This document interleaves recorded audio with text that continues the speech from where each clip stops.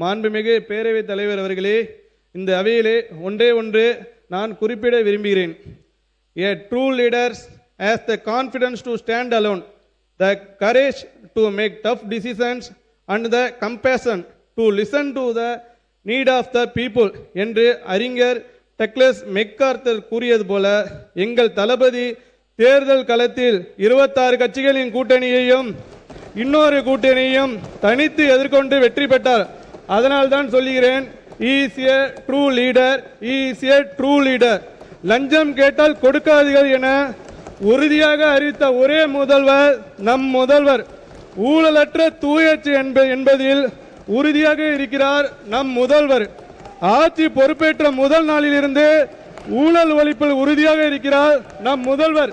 அதனால் தான் சொல்லுகிறேன், my leader has the courage to make tough decision.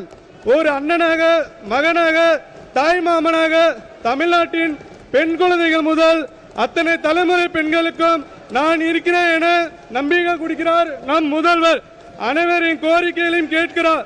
அதனால் தான் சொல்லுகிறேன், my leader has the compassion to the needs of the people. எங்கள் தளபதி தான் உண்மையான தலைவர், மக்களுக்கான தலைவர், a true leader. எங்கள் தளபதி தான் உண்மையான தலைவர், மக்களுக்கான தலைவர், a true leader. வாழ்க நம் முதல்வர், வாழ்க ஜனநாயகம், வளர்க நம் தமிழ்நாடு, வெற்றி தமிழ்நாடு காண வெள்ளாட்டு வேளாண்மை. நன்றி, வணக்கம். மாண்புமிகு அமைச்சர் மாண்புமிகு அமைச்சர் வேளாண்மை நிதிநிலை முக்காரங்க சொல்றேன். வேளாண்மை நிதிநிலை புத்தகத்தில் உள்ள அந்த குறிப்பை தவிர பேசிய பேச்சுக்களில் அவை குறிப்பிலிருந்து நீக்கப்பட வேண்டிய ஏதேனும் இருப்பில் இருந்தால் மட்டும் நான் நீக்குவேன். படிச்சுட்டார்.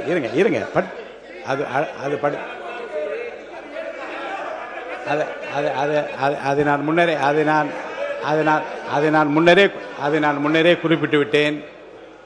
முடிக்கிற போது குறுக்கிட விரும்பாமல் பொறுத்திருந்தேன். அதை ஏற்கனவே மாண்புமிகு உறுப்பினருக்கு நான் அறிவுறுத்தியிருந்தேன். முடிக்கிற போது இந்த பேரவையில் கொடுக்கப்பட்டிருந்த வேளாண்மை நிதிநிலை அறிக்கையின் படி இல்லாமல் வேறு செய்திகள் அவர் குறிப்பிட்டிருந்தால் கூடுதல் செய்திகளை அதில் அவை குறிப்பிலிருந்து நீக்க வேண்டிய குறிப்பிருந்தால் மட்டும் நீக்குவேன். பேரவைக்கு ஒரு முக்கிய அறிவிப்பு.